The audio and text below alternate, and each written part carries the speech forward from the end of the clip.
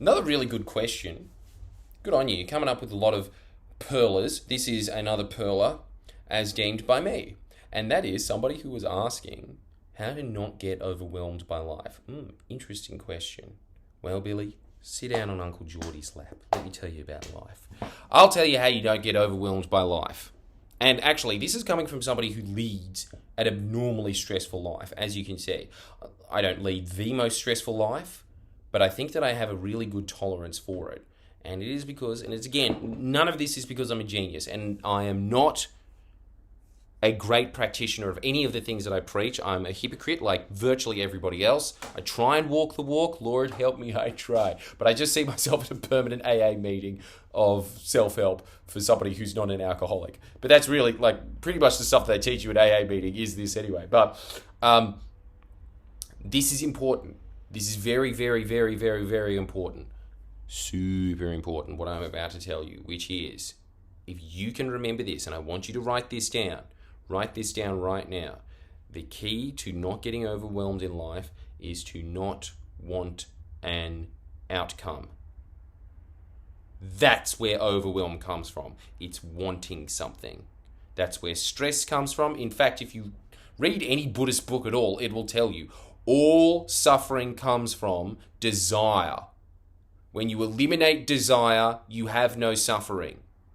And ironically, when you eliminate desire, you get more stuff.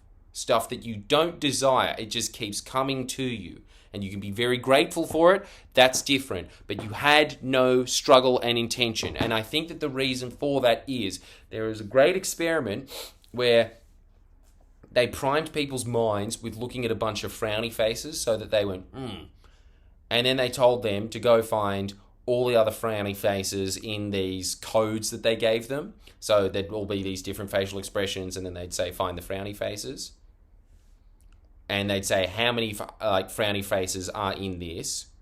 And they'd give them that. And then they primed other people's faces by making them look at happy faces. Happy faces everywhere. And you know what happened at the end? The people that wrote down how many frowny faces there were, like they were asked how many frowny faces they were, and their mind was primed with frowny faces, they successfully counted how many frowny faces there were 100% of the time. But the people that were primed with a smiley face were faster. And you know why they were faster? Because at the top of the list, there was a headline that said, there are 13 frowny faces. And the people that were frowning narrowed their perception of reality. And they were looking for more frowny faces, and they were good at picking them out. And they actually took quicker than the people that weren't.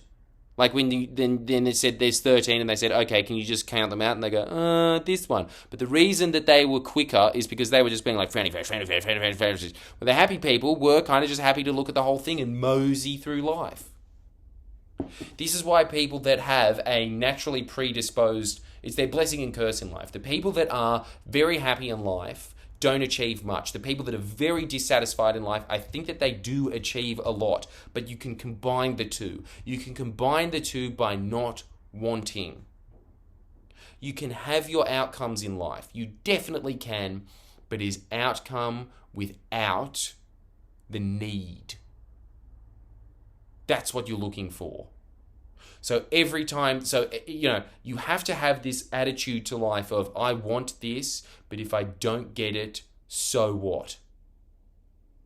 And really, when you are looking at the grand scheme of things, a really helpful tool with all of this is the question, is this going to matter in 10 years? Tony Robbins' classic, always, does this matter in 10 years? Every time you think about that, everything just dilates out. Anytime that you're pissed off, every time that you're annoyed, every time that you're worried about something, you always just think, is it going to matter in 10 years? No. And if it's going to matter in 10 years, is it going to matter in 100 years? You can dilate out your perception to the point that it no longer has a pressing need. None of this, now, get it now. That's all gone. That's what you should be searching for. You should be searching for the point in life where you do not want for anything.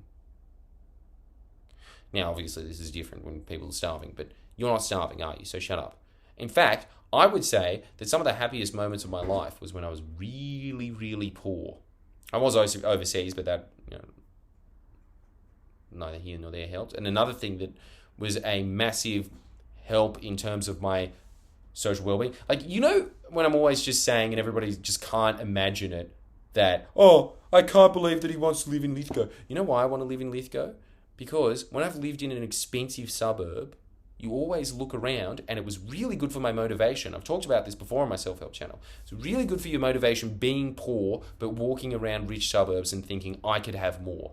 Creates absolute dissatisfaction. You feel like a worm, but it makes you work hard and hunker down and narrow in to getting that one outcome and feeling constant setback and rejection. That's the price though, right? To get to the position that I am in now, I had to feel for a very, very long time, at least a decade, just feeling like a complete loser all the time, constantly.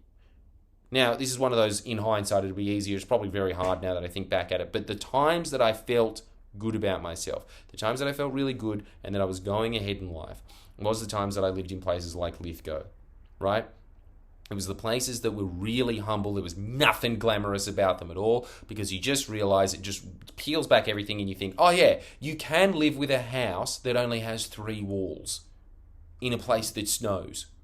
You'll still be alive. Having that starts disseminating the want, because you start looking at your circumstances and you think, fuck, I'm doing better than a lot of 50-year-olds, That starts to pull things back. But when that happens, you start also losing the heat for life.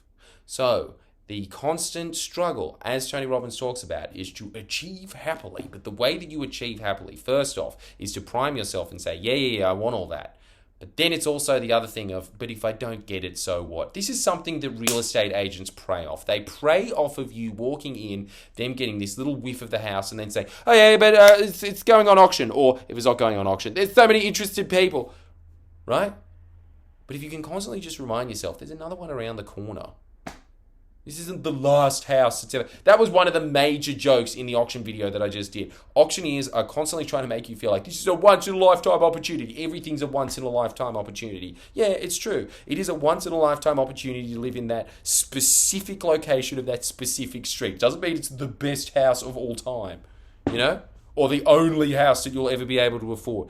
These things just come and go. And I think that that's the whole thing, is that there is this constant feeling of I'm going to miss out. If you can just divorce yourself from that feeling of I don't actually want anything. It's also something that I think happens a lot in relationships as well. A lot of people are just constantly intending for their relationship to work in a certain way, or they have this preconceived notion, usually from Hollywood or something, that it should look like this. And if it doesn't look like that, you start getting upset about it.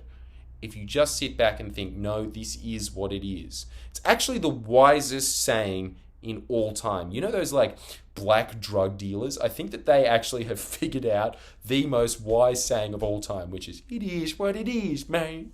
It is what it is. That is, you can't get wiser than that. It kind of just, again, eliminates the want. It's just, there it is, there's reality, oh well. That's how you get rid of it. So, just write this down. All overwhelm comes from wanting something. If you don't want it, you don't have overwhelm. You found that useful? Make sure that you sign up to Jordan Shanks. I really do mean it. I want the best for you. And I want this to be a reciprocal relationship, obviously, because I put it behind a paywall.